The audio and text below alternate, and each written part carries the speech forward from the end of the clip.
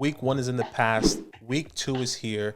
As always, I'm going to be bringing you 6 starts wide receivers this week and 2 wide receivers I recommend that you should be sitting going into week 2. Guys, relax. There's only been 1 week of football. Do not panic at some of these guys, or some guys that you may be overthinking as well. Keep it simple, stupid. We love to use the acronym KISS. Just want to give you that little reminder. Let's get to my first guy, and my first start of this week is Brandon AIYUKEN versus the Seattle Seahawks. Only have one question for you. Did you see the weather in that game? If you haven't, please pause this video, go watch that game, watch the highlights of the game. It was horrendous. I am not sure how, both Justin Fields and Trey Lance completed a pass in that game. It was really, really bad. It should definitely pick up moving forward for Brandon Ayuk. He caught 2 out of his 2 targets for 40 yards, had 6.7 fantasy points. Let me give you another reason why I believe you should be starting him. Elijah Mitchell is out for 2 months. It's unfortunate. He was my guy this year. Hey, you never know. He can turn it around, but I doubt it.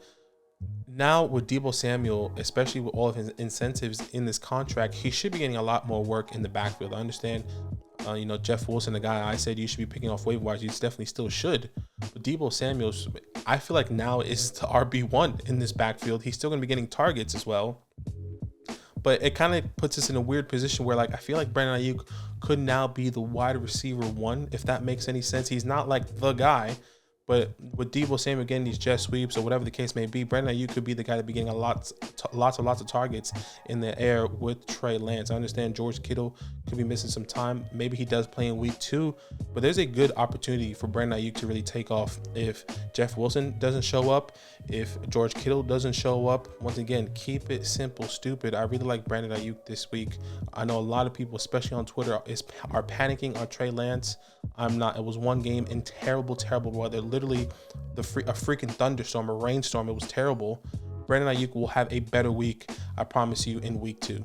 And my second start this week is MOONEY versus the Green Bay Packers. Another guy, go watch that game. If you haven't seen it, it was a terrible weather.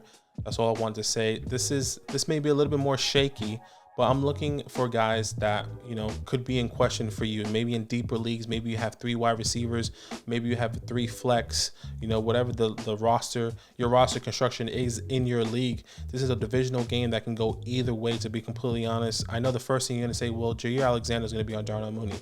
I completely understand, but I think you have to believe in the opportunity and the volume that this game could potentially have for MOONEY.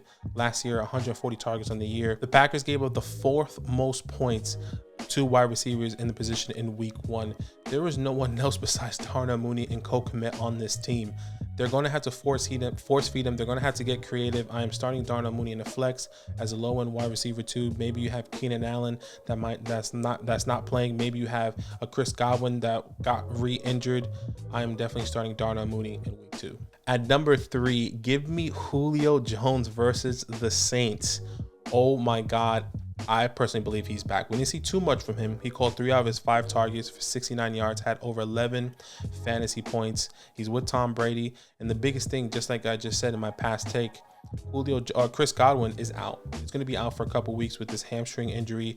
I was surprised he came back from his ACL injury so early, but now he has a hamstring injury, which confirms he's going to be out multiple weeks, maybe 2 to 3 weeks, whatever the case may be. Oddly enough, it's crazy that I'm saying this, Julio Jones is the next man up. That is weird to say. So it's Mike Evans, Julio Jones, and then obviously Russell Gage, who was essentially non-existent and got a little bit more playing time when Chris Godwin went down. But right now, for me, it's Julio Jones, who is playing the New Orleans Saints, who he has a lot of history with. Let's remember, he played for the Atlanta Falcons. He knows the Saints offense.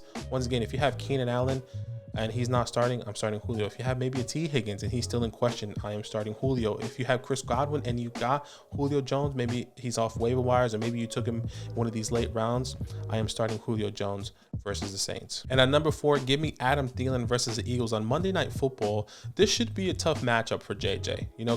Kirk and JJ went off against the Packers. A lot of blown coverages, a lot of just like, what is going on with the Packers? I don't think this is going to happen with the Eagles here. They got James Bradbury from the Giants this past year. They have a really incredible front defensive line, and the secondary is still very, very good.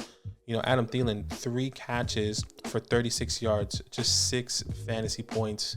There is no way that's going to happen. Maybe they double team JJ. Maybe they're going to have to get really creative because they know JJ is not going to be as open. Maybe the expectation for JJ shouldn't be, well, actually the expectation for JJ should be high, but maybe the expectation for Thielen shouldn't be this low. So I'm really comfortable starting Adam Thielen in the flex, maybe a low end wide receiver 2.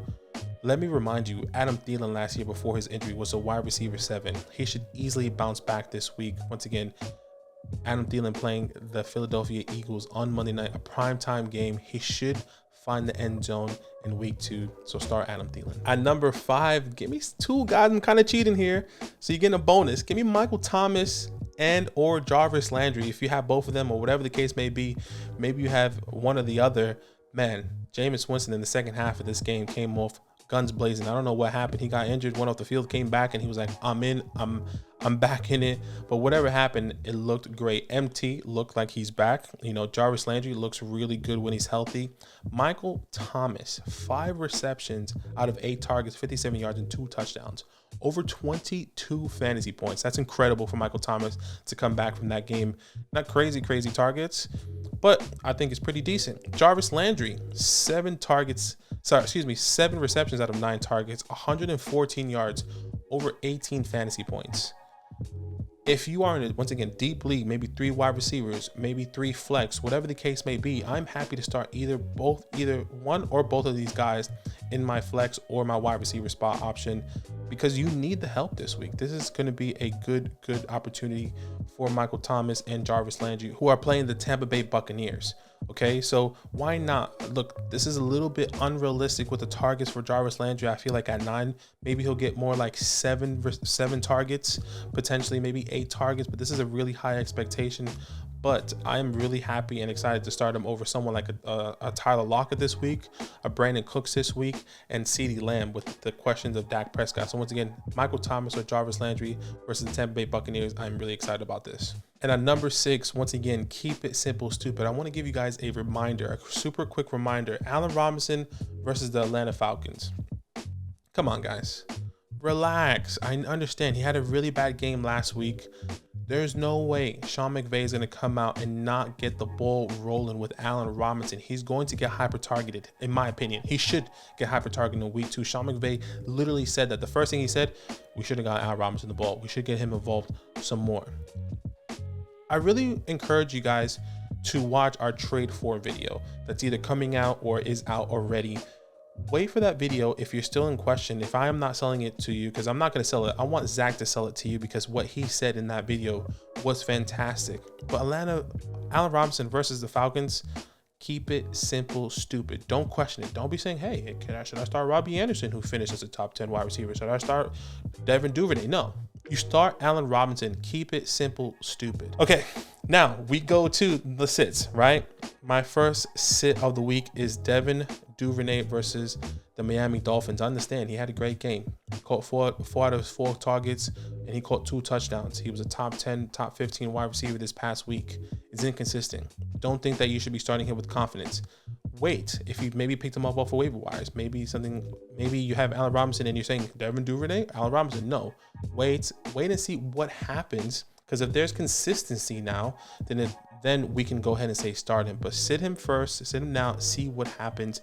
And my second guy is Brandon Cooks versus the Denver Broncos. Look, he gets the volume. I understand. He is the guy, and shoot me down if I'm wrong, because I may be wrong in this one.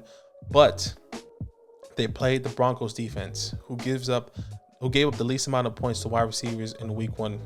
Crazy enough, because Geno just played and it kind of looked good, and they were targeting more of the tight ends.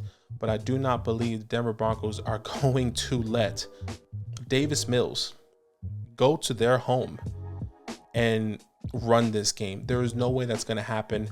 The Denver Broncos are pissed. Russell Wilson is going to freaking have a shootout. It's going to be crazy. He is also pissed. This is why I am sitting Brandon Cooks this week. And my last star sit is a group, and that's the Patriots wide receivers. Jacoby Myers, non-existent. Devontae Parker, non-existent. Mac Jones looked terrible. It looks shaky. He is questionable, or he might be a game-time decision going into week 2.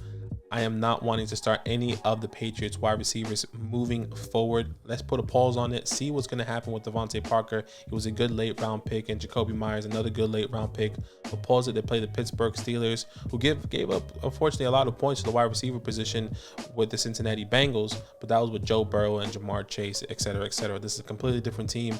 I am holding on all New England Patriots wide receivers.